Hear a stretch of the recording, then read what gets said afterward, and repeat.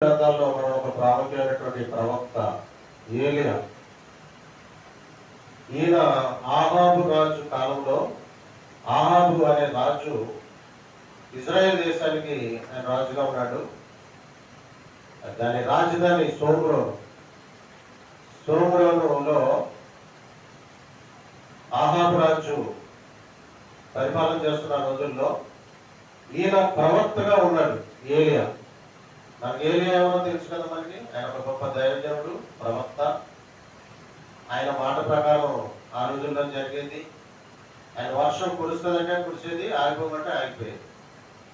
అంత పవర్ఫుల్ దైవజనుడు ఒకరోజు ఆహాబు రాజు దగ్గరికి వెళ్ళి ఏమంటున్నాడు, యెహోవా జీవంతోడు, నేను ఎవరి సన్నిధిని నిలబడి ఉన్నానో ఆ యెహోవా జీవంతోడు ఈ సంవత్సరము వర్షమైనను మంచైనను కొరవకుండను గాక అని ఆయన అంటము. వర్షాన్ని దేవుడు ఆఫ్ చేయడము జరిగింది. దేవుడి స్తోత్రం కలుగును గాక. ప్రవక్తల అంటే దైవజనుడు మాటను దేవుడు స్థిరపరుస్తాడు. దేవుడు ఏమంటాడంటే, నా సేవకుడి మాటను నేను స్థిరపరుస్తాను. అందుకనే దైవజనులతో చాలా జాగ్రత్తగా ఉండాలి. దైవజనులు నోటితో ఏమైనా అన్నారనుకోండి, అది జరిగిపోయింది అనుకోండి, చాలా ప్రమాదం అయిపోతుంది. అందుకని చాలా మంది దైవజనులు ఎంతో జాగ్రత్తగా చూసుకుంటారు. వాళ్ళకి లోబడి ఉంటారు, వాళ్ళ దగ్గర భయభక్తులు కలిగి ఉంటారు. ఎందుకంటే దేవుడు వాళ్ళకి పవర్ ఇస్తారు. వాళ్ళకి కరెక్ట్గా ఉంటే దేవుడు వాళ్ళకి పవర్ ఇస్తాడు. వాళ్ళని ఆశీర్వదించేవాడిని ఆశీర్వదిస్తాడు, వాళ్ళని శపించేవాడిని దూషిస్తాడు దేవుడు. సేవకుడికి అందుకనే సేవకులు ఏమనకుండా ఉండాలి. సేవకుల జోలికి వెళ్ళకుండా సేవకులు ఏమనకుండా ఉండాలి. సేవకుల్ని ఏమన్నంటే ఏమవుతుందంటే అది శాపంగా కూడా మారే అవకాశాలు ఉంటాయి. సేవకులు ఏమైనా అన్నా, బాధ పెట్టినా, వాళ్ళు హింసించినా, బాధించినా, కొట్టినా ఏమవుతుందంటే అది శాపం వచ్చి, ఇప్పుడు ఒక అతను ఒక ప్రవక్త బొంబాయి వేసి వెళ్ళి దేవుడు వెళ్ళి అక్కడ సువార్త ప్రకటించని చెప్తే, బొంబాయి వేసి వెళ్ళి సువార్త ప్రకటించుంటే ఒక హిందూ ఆయన వచ్చి ఒక ఈ కాలం పాపం హిందీ కూడా సరిగ్గా రాదు, ఏదో నేర్చుకుని పాపం ప్రకటిస్తున్నాడు. అక్కడ స్థానికుడైన ఒక వ్యక్తి వచ్చి ఇతను పట్టు కొట్టాడు. కొడితే ఏ చేతితో కొట్టాడో చెయ్యి ఇరిగిపోయింది. ఏ చేతితో కొట్టాడో చెయ్యి ఇరిగిపోయింది కదా. మళ్ళీ ఆ దైవజనుడి దగ్గరికి వచ్చి ప్రార్థన చేయించుకుంటే అప్పుడు తగ్గింది వచ్చి. అంటే దైవజనుడికి అంత పౌరు. దేవుడు మాట్లాడే దైవజనులతో చాలా జాగ్రత్తగా ఉంటాడు. నువ్వు వెళ్ళు అంటే ఆయన ముంబై వెళ్ళాడు, దేవుడు చెప్పాడు కాబట్టి వెళ్ళాడు. కాబట్టి దేవుడికి అంత పవరు, అతనికి దేవుడు అంత పవర్ ఇచ్చాడు. ప్రవక్తలతో దేవుడు మాట్లాడతాడు. ఆ రోజుల్లో ప్రకటించాడు. ఆహాబు రాజుతో ప్రకటిస్తే ఆహాబు రాజు, యెజబెలు వాళ్ళిద్దరూ కూడా ఏలియా ప్రవక్తను చంపేయాలి అని అనుకున్నప్పుడు దేవుడు వెళ్ళి ఆ కెరూబు వాగు దగ్గర దాకురా నాయనా అని చెప్పి, కెరూబు వాగు దగ్గర దాక్కుంటే వాటిని అక్కడ ఉండు అని చెప్పి ఆయన కాకులములతోటి కాకులములు అంటే కాకులు అనమాట. కాకులతోటి ఉదయాన్నే మాంసము రొట్టె, సాయంత్రం మాంసం రొట్టె పట్టుకొచ్చిస్తాయి. అంటే దేవుడు జంతువులను ఉపయోగించుకుంటాడని చూస్తాం ఇక్కడ. కాకులకి వచ్చే ఆహారం ఏమైంది? కాకులు ఉదయం అంతా మాంసం రొట్టె ఇస్తున్నాయి, సాయంత్రం మళ్ళీ మాంసం రొట్టె పట్టుకొచ్చి ఇస్తున్నాయి. కాకులకి ఎవరు చెప్పారు మరి ఇమ్మని? దేవుడు ఆజ్ఞాపించాడు. దేవుడు ఆజ్ఞాపిస్తే కాకులకి వెళ్ళి ఆయనకి ఆహారం అందిస్తాడు. ఆ కెరీతు వాగులో ఉన్న నీళ్లు తాగుతున్నాడు, ఆ ఆహారం తీసుకుంటున్నాడు, ఆ కెరీతు వాగులో ఉన్న నీళ్లు తాగుతున్నాడు. కాకి ప్రాముఖ్యమైనటువంటి జంతువు. నోవహు జలప్రలయం వచ్చినప్పుడు ఆ నీళ్లు తగ్గిపోయినా లేదని చూడడానికి మొట్టమొదటి ఏముందలేడు? కాకిని విడిచిపెట్టాడు. కాకి వెళ్ళిపోయింది, తిరిగి రాలేదు. తర్వాత ఏం చేశాడు? పావురాన్ని విడిచిపెట్టాడు. అది ఒలివల మొక్కని నోట కలుసుకుని పట్టుకొచ్చింది. అంటే నీళ్లు తగ్గిపోయినాయి అని అర్థమైంది అనమాట. అంటే జంతువులని దేవుడు మన కోసం సృష్టించాడు. ఒలివ మొక్క ప్రాముఖ్యమైంది ఇక్కడ, కాకి ప్రాముఖ్యమైంది ఇక్కడ, పావులను కూడా ప్రాముఖ్యమైంది ఇక్కడ. అలాగే ఇంకా ఏం చూస్తాం మనం? చేపకు ఆజ్ఞాపించడం చూస్తాము, చేప నోట్లో షెడ్యూల్ రప్పించడం చూస్తాము, గాలిని గర్భించి సముద్రం నెమలించుకొని ఆజ్ఞాపించడం చూస్తాము. అంటే ప్రకృతిని శాసించగలిగిన దేవుడు, ప్రకృతిని శాసిస్తాడు ఆయన. వర్షం ఆగిపోతే ఆగిపోతుంది, కురమంటే కురుస్తుంది. ఆయన వర్షాన్ని మనం కీర్తనలు గ్రంథాలు చదివితే ఆయన వర్షాన్ని ఆజ్ఞాపిస్తాడని చూస్తాం. యోగ గ్రంథం ఉంటాయి మాట. వర్షానికి ఆజ్ఞాపిస్తాడు ఆయన, మంచుకి ఆజ్ఞాపిస్తాడు, హిమమునకు ఆజ్ఞాపిస్తాడు దేవుడు. అంటే సమస్తం కూడా దేవుడి కంట్రోల్లో ఉంటాయి. కాకులు మన ఇళ్లలో కూడా చూడండి, ఇంటి దగ్గరకు వచ్చి కాకి కూసింది అనుకోండి, ఏమంటారు? చుట్టాలు వస్తారంట. కాకి వచ్చి కూస్తే ఏమంటారు? చుట్టాలు వస్తారంట. నా చిన్నప్పుడు జరిగేది, మా చిన్నప్పుడు మేము ఊళ్ళో ఉన్నప్పుడు జరిగేది. కాకు వచ్చి కూర్చుంది అనుకోండి, కాకు కూర్చుని చుట్టాలు వస్తారని అనేవాళ్ళు. చిన్నప్పుడు చిన్నపిల్లగా ఉండేప్పుడు పెద్దలు చెప్తుంది అనమాట. ఆ రోజు ఖచ్చితంగా ఎవరో వచ్చేవారు బయట. ఆ తర్వాత చేయి జారిపోతుంది చూడండి. ఒకసారి ఏమన్నా పట్టుకున్నప్పుడు చేయి కింద గర్భం జారిపోతే చుట్టాలు వస్తారు, ఆ రోజు వస్తారు. చేయి జారిపోయినా వస్తారు, కాకు కూర్చుని వస్తారు. సాయంత్రం వస్తే ఎవరు? సాయంత్రం వెళ్తారా పెట్టారు? హలో, ఇవన్నీ మన చిన్నప్పుడు జరిగింది. అంటే కాకి ఆ తర్వాత ఈ కాకులు ఇంకేం చేస్తాయని గుంపుల కింద వచ్చి కూర్చుని అనుకోండి. సపోజ్ మన ఇంటి దగ్గర 10-15 కాకులు వచ్చి అదే పలంగా కూస్తున్నాయి అనుకోండి. ఆ కాకి చచ్చిపోయినప్పుడు లేదా ఇంటి దగ్గరకు వచ్చి కూర్చున్నట్టు ఇంకో సిగ్నల్ ఉంది. ఆ ఇంట్లో ఎవరైనా అనారోగ్యంతో ఉంటారు, చచ్చిపోతాడని అర్థం. ఎవరైనా ఒక అనారోగ్యంతో ఉన్నా, లేకపోతే ఆ ఇంట్లో ఏదన్నా కీడు జరగబోతున్నా కాకులు వచ్చి కూస్తే, అందుకని కాకులు కీడుని సంకించాలి. మరి మేము ఏం చేస్తాం? యేసు ప్రభువుని నమ్ముకున్న వాళ్ళు అలాంటి ఏదైనా వచ్చినప్పుడు ప్రార్థన చేస్తాం. అటువంటి సిగ్నల్ కూడా మంచిదే మనకి. అప్పుడు మనమైతే ఏం చేస్తాము? ప్రార్థన చేస్తాం దేవుడి దగ్గర. ప్రభా, కీడు నుంచి తప్పించు ప్రభా, ఆ ప్రమాదం నుంచి తప్పించు ప్రభా, ఏంటి కాకులు ఎలా వచ్చి కోస్తున్నాయని మనం ప్రార్థన చేస్తాం. జంతువులను దేవుడు మన కోసం సృష్టించాడు. దేవుడు మనకి గాడిదకి వాక్ ఇచ్చాడని చూస్తాం. మనం గ్రామం రోజుల్లో గాడిదకి వాక్ ఇచ్చాడు దేవుడు. గాడిద మాట్లాడిందా? తెలుసు కదా, సంఖ్యాకాండం 19 అధ్యాయం చదివితే గాడిద వాక్ ఇచ్చాడు దేవుడు. గాడిద మాట్లాడింది అంటే జంతువులకు ఆజ్ఞాపించే దేవుడు. అలాగే అంటే ఒక్కొక్క జంతువుని మనకు ఉపయోగకరంగా దేవుడు మనకు సృష్టించాడు. ఇప్పుడు కోతులు ఉన్నాయంటే, పొండు కోతులు నువ్వు పెంచుకున్నావు అనుకో, ఆ చెట్టుకి కొబ్బరికాయ తీస్తుంది. పొండు కోతులు పెంచుకుంటే ఏం చేస్తుంది? చెట్టుకి కొబ్బరికాయ, మనం చెట్టు ఎక్కాల్సిన అవసరం లేదు, అది ఎక్కేసి కొబ్బరికాయ తీసేస్తుంది. పొండు కోతులు పెంచుతారు, చెట్లు కొబ్బరికాయ తీయించుకుంటాయి. కొన్ని దేశాల్లో మన వాళ్ళు పాటించారు, కానీ కొన్ని దేశాల్లో పొండు కోతులు పెంచుకుని ఆ పొండు కోతులు చెట్టు ఎక్కించి కాయలు తీయించుకుంటారు. కుక్కలు ఉంటాయి, కుక్కల్ని కాపలాగా పెట్టుకుంటారు. అవును కదా, కుక్కలు కాపలా పెట్టుకుంటారు. కుక్కలతో జాగ్రత్తగా ఉంటారు. కాకులతో కూడా జాగ్రత్తగా ఉండాలి. మీరు కాకిని ఏం కాకి పిల్లలు చేసి చూడండి, అవన్నీ వచ్చేసి నేను పొడిచేస్తాయి, చంపేస్తాయి. మన దుకాణందారుడంటే కాకి ఏదో చేశాడంట, కాకులన్నీ వచ్చి మొత్తం దుకాణం మూసేసినాయి, మొత్తం కాకులన్నీ వచ్చేసినాయి. వాడు కొట్టు తీయట్లేదు, కాకి పిల్లలు ఏదో చేశాడంట మొత్తం దాన్ని. అంటే కాకులకున్న యూనిటీ చాలా గొప్పది. వార్తలు కూడా చూపించాడు అది. అందుకని కాకుల జోలికి వెళ్ళమాకండి, కాకి పిల్లల జోలికి వెళ్ళమాకండి. అవి ఒక్కొక్కసారి మనం రోడ్డు వెళ్తుంటే వచ్చి పుడిచేస్తూ ఉంటాయి, అవి వదలవి. అలాగే కుక్కలతో కూడా చాలా జాగ్రత్తగా ఉండాలి.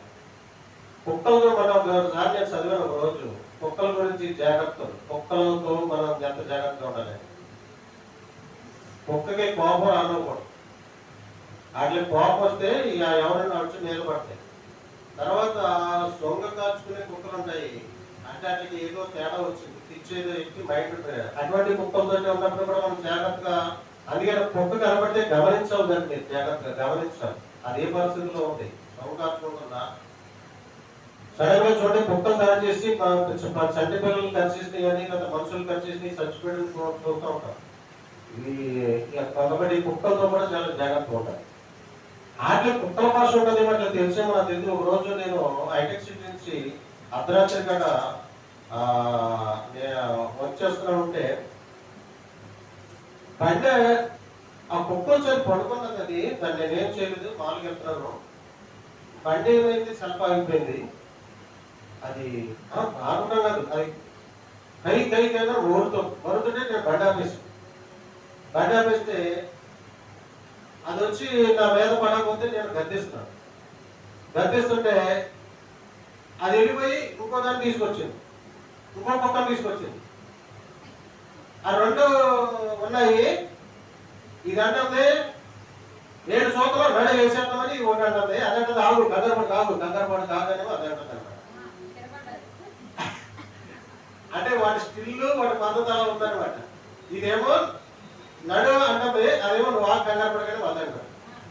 ఈ లోపల నా బండి సెలవు చేసుకున్నాను. అట్లయితే చూస్తూ అర్థం చేస్తా వెళ్ళిపోయారు. అంటే అక్కడ దేవుడు నన్ను కాపాడాడు. ఎగ్జాక్ట్లీ. అంటే మన ఒక సేవకుడు పక్షాన దేవుడు వాడి దూతలు ముందుగా పంపిస్తూ ఉంటాడు. అక్కడే కనుక దేవుడి కాపుతలు లేకపోతే ఇచ్చిన మీదడిపోతే కలిసేస్తాయి. అక్కడ నా దేవుడు కాపుతలు కాపాడుతాను. అదనమాట. అందుకే ఇవన్నీ మీకు ఎందుకు చెప్తున్నానంటే కుక్కలతో జాగ్రత్తగా ఉంటారు. వాటికి ఉప్పు కారం కలిపి పెట్టకూడదు. తెచ్చుకుంటాయి ఉప్పు కారం కలిపి పెట్టేయమంటే కలుస్తాయి. అట్లకి పిచ్చెక్కుతాయి అన్నమాట. అట్లకి అందుకని కుక్కలతో జాగ్రత్తగా ఉండాలి, పాకులతో జాగ్రత్తగా ఉండాలి. మరి మన యూట్యూబ్ లో చూసా 2 ఆవులు ఒక వ్యక్తిని పడేసేసి తొక్కేసి మీద పడి పొట్ట మీద అడిగేసి తొక్కేసి. ఆవు తొక్కేస్తే ఆవుతో మనం అసలు సాధారణంగా ఇప్పుడు అవి మన జోలికి రాకుండానే ఉండాలి, కానీ వస్తే మనం తట్టుకోలేము. కుక్క అయినా తట్టుకోలేము, ఆవులైనా తట్టుకోలేము, ఎద్దులైనా తట్టుకోలేము. మనం ఈ మనుషులు ఎంతమంది ఎడదీసిన ఆవుతులేదు. మాకు ఎందుకు అంత కోపం వచ్చిందో వాటికి నాకైతే తెలియదు, కానీ ఆగట్లేదు. అవి పడేస్తే అతను తొక్కేస్తే, ఇంకొక ఆయన వచ్చి దాన్ని అధిగించకపోతే అతను కూడా పడేస్తే అతనే తొక్కేస్తే 2 ఆవులు. మరి ఆ చచ్చిపోయిన బతుకులో తెలియదు. అలాగా జంతువులతో జాగ్రత్తగా ఉండాలి ఈ రోజుల్లో. అందుకని అన్నిటికి పరిష్కారం ఒకటే, దేవుని కాపుదల. దేవుడు మన చుట్టూ మన కాపుదలు ఉన్నప్పుడు, ఆయన దూత మనకి కాపుదలుగా ఉన్నప్పుడు ఈ జంతువులు మన జోలికి రావు. అవి సైలెంట్గా వెళ్ళిపోతాయి. మనం చూస్తే పక్కన వెళ్ళిపోతాయి. అట్లాగనమాట. ఈ ఏలియా అక్కడ ఉన్నాడు. ఈ బాగుల ఆహారం రొట్టెలు తీసుకొస్తున్నాయి, నీరు ఎండిపోయి బాగులో నీరు కరువు వచ్చేసింది కదా, వర్షం ఆపేసాడు కదా. నేను చెప్పాడు వర్షం ఆగిపోయింది కదా, కరువు వచ్చేసింది. ఆ దేశం ఇజ్రాయెల్ దేశం అంతా కూడా కరువు వచ్చేసింది. కరువు వచ్చేస్తే వాగు నీళ్ళు కూడా ఎండిపోయినాయి. వర్షాలు ఉంటేనే కానీ వాగుల్లో నీళ్ళు ప్రవహిస్తాయి. వర్షం లేకపోతే వాగుల్లో నీళ్ళు ప్రవహించవు. వాగు నీరు ఎండిపోయితే అప్పుడు దేవుడు మరొక చోటకి, అంటే సారేపతి విధానాల దగ్గరికి పంపించాడు. దేవుడు నువ్వు సారేపతి విధానాల దగ్గరికి వెళ్ళాడు. అంటే ఇక్కడ మనం గమనించవలసింది ఏంటంటే, దేవుడు ఒక మార్గాన్ని మూసిపోతే కనుక మనకి మరొక మార్గం తెలుస్తాడు. దేవుడు ఈయన పోషించబడి ఇక్కడ ఒక మార్గం మూసిపోయింది. అక్కడ వాగులన్నీ ఎండిపోయింది. ఇప్పుడు ఏం చేయాలి? ఆహారం తింటే ఖచ్చితంగా వాటర్ కావాలి. అప్పుడు సారేపతి విధానాల దగ్గరికి పంపిస్తాడు. సారేపతి విధానాల దగ్గరికి వెళ్తాడు. చూడండి మాట. అంతటా యెహోవా అతనికి ప్రత్యక్షమై, ఎందుకంటే కొంతకాలం అయిన తర్వాత దేశంలో వర్షం లేక నీరు ఎండిపోయాడు. అంతటా యెహోవా అతనికి ప్రత్యక్షమై ఈలాగు చదివించాడు, నువ్వు సీదోను పట్ల సంబంధమైన సారేపతి ఊరికి పోయి అతడు ఉండుకో, నేను పోషించడానికి అతడు ఒక విధవరాలకి నేను సెలవించింది. అతడు లేచి సారేపతులకు పోయి పట్టణము గమనించకు రాగా ఒక విధవరాలు అతని కట్టెలు ఏర్చుండడం చూసి ఆమెను పిలిచి, త్రాగుడికే పాత్రతో కొంచెం నీళ్లు నాకు తీసుకుని రమ్మని వేడుపడ్డాడు. ఆమె నీళ్లు తేపోచుండగా అతను ఆమెను మరలా పిలిచి, నాకు ఒక రొట్టె ముక్కలు నీ చేతిలో తీసుకుని రమ్మని చెప్పాడు. అందుకని నీ దేవుడైన యెహోవా జీవంతోడు తొట్టెలో పట్టెలు పిండిలో బుడ్డిలో కొంచెం నూనెలో నా యొద్దనే ఉండవు, కానీ అప్పం ఒకటైనాను లేదు. నేను చావక ముందు నేను ఇంటికి పోయి వాటిని నాకును నా బిడ్డను సిద్ధము చేసుకోవాలని కొన్ని పుల్లలు ఏటికి వచ్చుతున్నాయి. అప్పుడు ఏలి ఆత్మతో ఇట్లా భయపడవద్దు, పోయి నువ్వు చెప్పినట్లు చేయము. అయితే అందులో నాకు ఒక చిన్న అప్పము మొదట చేసి నా యొద్దకు తీసుకున్నాము. తర్వాత నీకును నీ బిడ్డను అప్పములు చేసుకోము. భూమి మీద యెహోవా వర్షం కురిపించే వరకు ఆ తొట్టిలో ఉన్న పిండి తక్కువ కాదు, బుడ్డిలో నూనె అయిపోదని ఇశ్రాయేలు దేవుడైన యెహోవా సెలవించి ఉన్నాడని. అందులో ఆమె వెళ్ళి ఏలియా చెప్పిన మాట చెప్పని చేయగా అతడు ఆమెను ఆమె ఇంటి వారు అనేక దినములు భోజనం చేయొచ్చు వచ్చేది. యెహోవా ఏలియా ద్వారా సెలవించిన ప్రకారం తొట్టిలో ఉన్న పిండి తక్కువ కాలేదు, బుడ్డిలో ఉన్న నూనె అయిపోలేదు. దేవుని స్తోత్రం కలుగుతారా. చూసారా, అది దైవజనుడి యొక్క పవర్. దైవజనుడికి భోజనం పెడితే మన ఇంట్లో సమృద్ధి కలుగుతుంది. దైవజనుడికి భోజనం పెడితే, అందుకనే దైవజనుడిని ఇంటికి పిలిచి భోజనం చేసి వెళ్ళమని చెప్తారు. అంటే అదొక నమ్మకం అన్నమాట.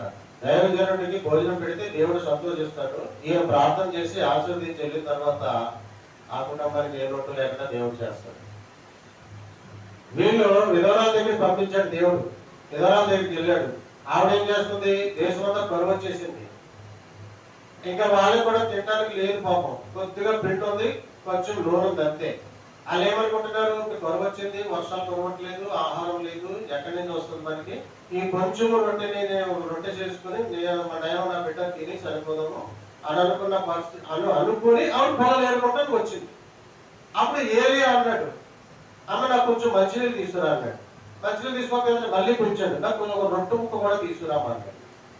అయ్యా యెహోవా జీవంతో నాకు కొంచెం పిండి మాత్రమే ఉంది, కొంచెం నూనె మాత్రమే ఉంది, నేను నా కొడుకు ఆకర్షణగా దాన్ని చేసుకుని తిని సరిపోదాం అనుకుంటున్నావయ్యా అని అంటే, లేదమ్మా నువ్వు అందులోనే కొంచెం చిన్న రొట్టెలో తీసుకురామని చెప్పి నువ్వు అలా తీసుకొచ్చి నాకు పెట్టినప్పుడు ఈ వర్షం మళ్ళీ కురిసే వరకు కూడా నీ తొట్టెలో పిండి తక్కువ కాదు, నీ బుడ్డిలో నూనె తక్కువ కాదు అంటాడు. ఆ ప్రకారంగా ఆవిడ సరే దైవజనుడు చెప్పినట్లుగా దేవుడు మాట చెప్పాడంటే అవతల వాళ్ళని దేవుడే ఒప్పిస్తాడు, అవతల వాళ్ళ హృదయాన్ని దేవుడే మరుస్తాడు. ఎందుకంటే మొట్టమొదటి ఆజ్ఞాపించింది ఎవరు, దేవుడు ఆజ్ఞాపించాడు సారెపతి విధవరాలకి. నేను అక్కడ విధవరాలకు నేను చెప్పా, నువ్వు వెళ్ళి అక్కడికి అన్నాడు. ఆవిడ ఓకే అంది, తీసుకొచ్చి ఈయన పెట్టింది. ఇంకా ఆ వర్షం కురిసే వరకు కూడా పిండి తక్కువ కాలేదు, నూనె అయిపోయింది. దేవుని స్తోత్రం కలుగుగాక. మనము దేవుడి పట్ల కానీ దైవజనుల పట్ల కానీ మొట్టమొదట మనం ఉండాల్సింది దేవుడి పట్లే. దేవుడి పట్ల మనం దేవుడికి ఇచ్చే విషయంలో కానీ, కానుకలు ఇచ్చే విషయంలో కానీ, లేదా ఆయన కోసం పనిచేసే విషయంలో కానీ, ఆయనకి సమయం ఇచ్చే విషయంలో కానీ మనం ఎంత ఇస్తే అంతా వచ్చింది మనకు. అదొకటి గుర్తుపెట్టుకోవాలి. మనం ఎంత ఇస్తే, నువ్వు బలం ఇస్తే దేవుడు నీకు బలం ఇస్తాడు, నీకు సమయం ఇస్తే దేవుడు తిరిగి సమయం ఇస్తాడు. నువ్వు దేవుడికి కానుగా నువ్వు ఎంత ఇస్తే అంతకి ప్రతిఫలం రెట్టింపు ఆయన ఇస్తాడు. ఇదే సీక్రెట్. ఈ సీక్రెట్ తెలియక మన వాళ్ళు ఎనబడిపోతున్నారు. క్రైస్తవులు ఎందుకు ఆశీర్వాదం పొందుకోలేకపోతున్నారు, వెనకబడి ఉండిపోతున్నారంటే ఇవ్వరు అన్నులు ధారాళంగా ఇస్తారు. ఇచ్చినప్పుడు ఏమవుతుందంటే దేవుడికి ఇచ్చు చూడు అంటాడు దేవుడు. మనకి 3:10 అంటాడు, నువ్వు నాకు ఇచ్చి నన్ను శోధించు అంటాడు దేవుడు. అంటే ఇవ్వడం నేర్చుకోవాలి. దేవుడికి రూపాంతర దేవాలయం అనుకోండి.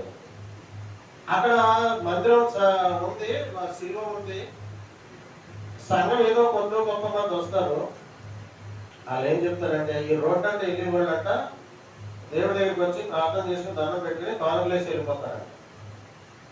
అలా వచ్చిన డబ్బు కోట్ల రూపాయలు వస్తే ఒక పెద్ద మందిరం కట్టారు. వాళ్ళు ఎంతో చక్కని పెద్ద మందిరం వాళ్ళు ఆ డబ్బులు ఏం చేయాలి, దేవుడికే ఖర్చు పెట్టాలి. ఇక్కడ దేవుడి నిమిత్తం వచ్చే డబ్బులు దేవుడికే ఖర్చు పెట్టాలి. అది గుర్తుపెట్టుకోవాలి. దేవుడి డబ్బులు మనం తినకూడదు, దేవుడి శ్రమం దైవ సేవలు తినకూడదు. దేవుడి శ్రమం దేవుడికే ఖర్చు పెట్టినప్పుడు మనకేం కావాలో దేవుడు ఇస్తాడు. మనకి ఏది అవసరమో దేవుడు ఇస్తాడు. అయ్యా నాకు ఇల్లు కావాలంటే ఇల్లు ఇస్తాడు. ఇల్లు కాస్ట్ ఎంత, 20 లక్షలు 30 లక్షలు. డబల్ బెడ్రూమ్ ఇల్లు వచ్చింది అనుకోండి, దాని కాస్ట్ ఎంత ఇప్పుడు ఇలా కొల్లూరు ప్రాంతంలో అక్కడ ఉన్న రేట్లు బట్టి ఇప్పుడు కొంతమంది దైవజనులకి ఇల్లు వచ్చింది. వాళ్ళు ఇప్పుడు మ్యాక్సిమం 50 లక్షలు లెక్కేసుకోవచ్చండి, లేదంటే భవిష్యత్తులో 3 రూపాయలు కూడా ఉంటుంది లేదని వాళ్ళు చెప్తున్నారు ఎగ్జాక్ట్.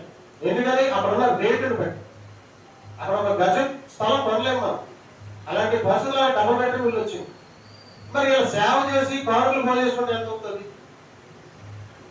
సంవత్సరం? అందుకని కానుకలు దేవుడికే ఖర్చు పెట్టాలి. కానుకలు ఇచ్చేవాళ్ళు దేవుడికి ఇవ్వడం ద్వారా ఆశీర్వాదం పొందుకోవాలి. అలా పరిచర్యను మనం పెంచుకోవాలి. పరిచర్య పెరిగే కొద్దీ కూడా మనం దీవించబడతాం.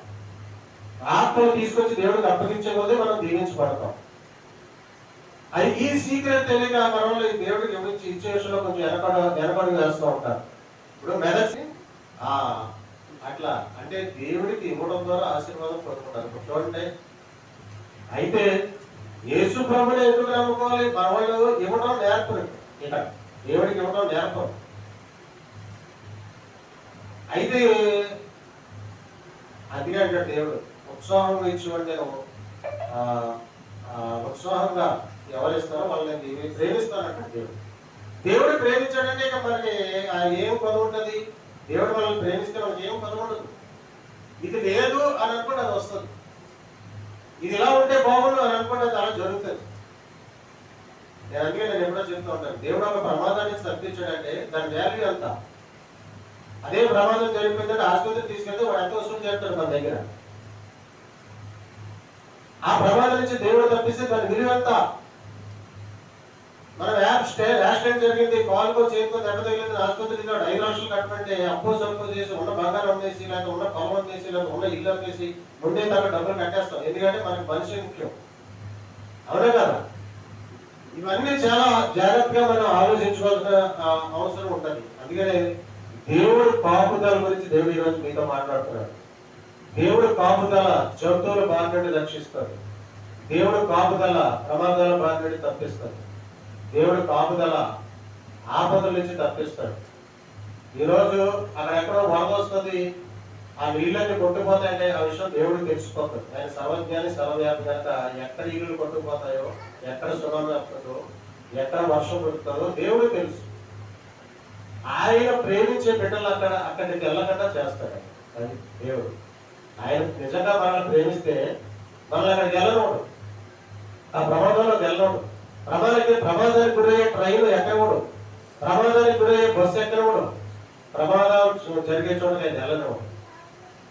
ఏదో ఒకటి చేసి దేవుడు తప్పిస్తాడు. తప్పించినప్పుడు ఆ రకంగా తన బిడ్డలను ఆయన కాపాడుకుంటాడు, తన ప్రజలను ఆయన కాపాడుకుంటాడు. ఇవన్నీ కూడా చాలా సున్నితంగా ఆలోచించినటువంటి విషయాలు అనమాట.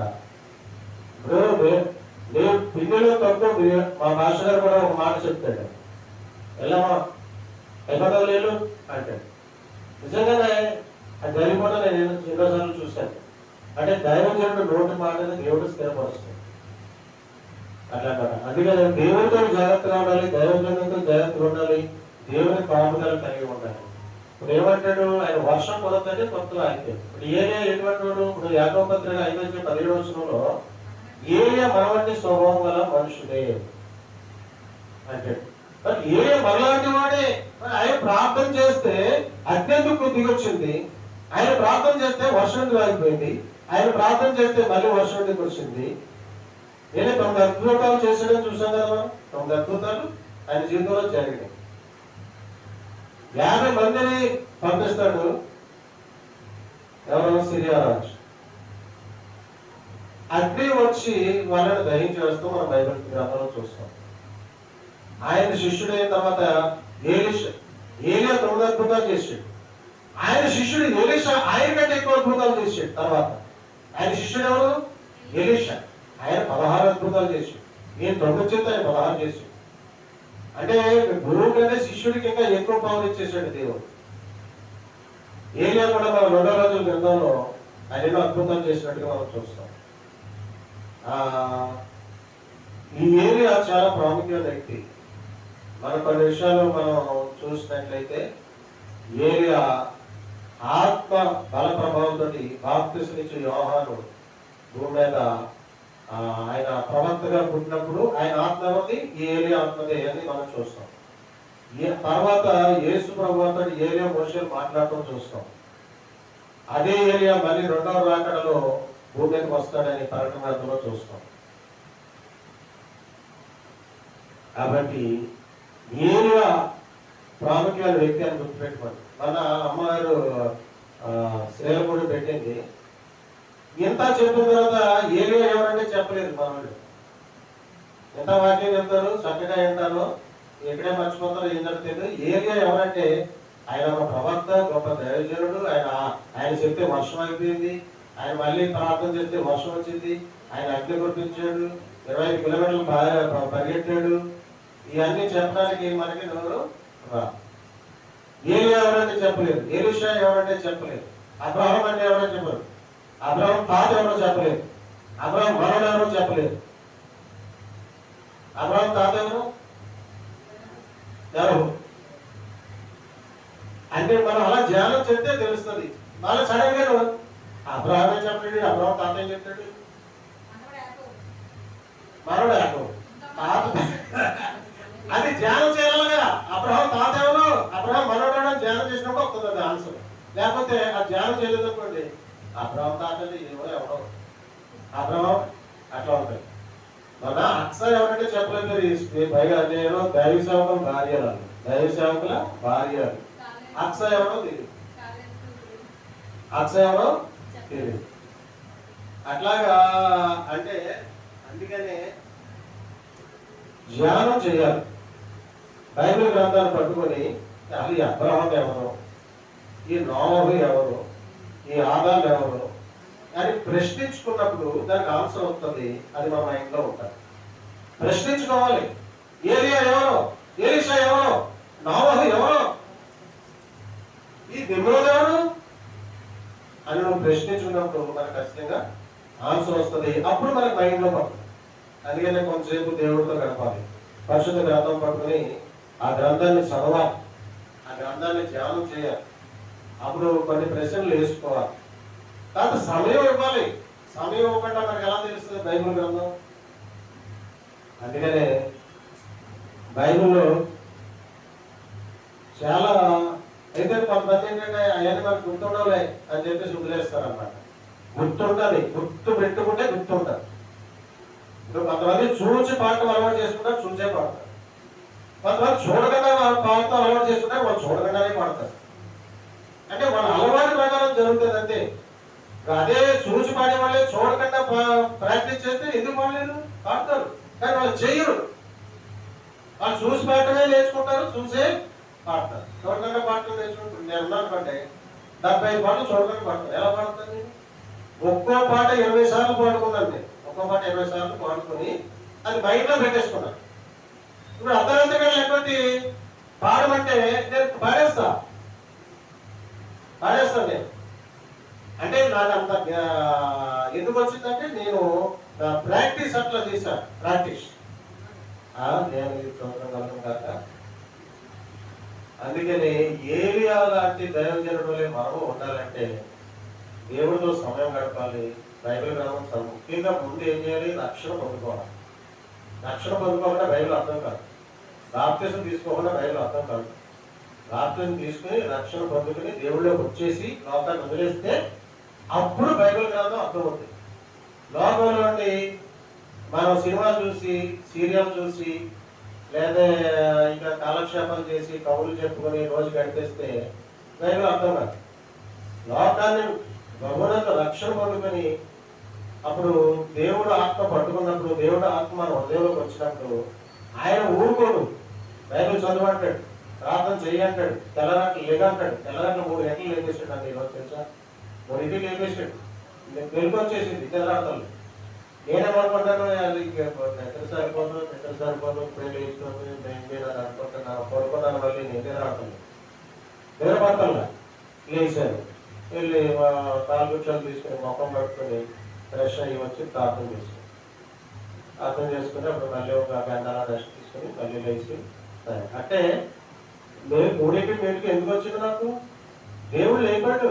బాబు సండే వర్షం కొందరు ఆయన నువ్వు లేచి ప్రార్థన చేయి, జరగాలి, ఆత్మలు రావాలంటే నువ్వు ప్రార్థన చేయాలి అని చెప్పి దేవుడు లేపేస్తాడు. పడుకుంటే నిద్ర రాదిక, వెళ్ళిపోతే నిద్ర రాదిక, ప్రార్థన చేసేవారు నాకు నిద్ర రాదిక. అది అంటే అది అలాగా మనము ఏదైనా అలవాటు చేసుకోవాలి. తెల్లగంటలు వేసి ప్రార్థన చేయడం అలవాటు చేసుకోవాలి, బైబిల్ చదవడం అర్థం చేసుకోవాలి, అలవాటు చేసుకోవాలి, ప్రార్థన చేయడం అలవాటు చేసుకోవాలి. ఇవన్నీ కూడా దేవుడు చూస్తూనే ఉంటాడు, గమనిస్తూ ఉంటాడు. అప్పుడు దేవుడు అతను ప్రేమిస్తాడు, ప్రేమించి అతనికి జ్ఞానం ఇస్తాడు.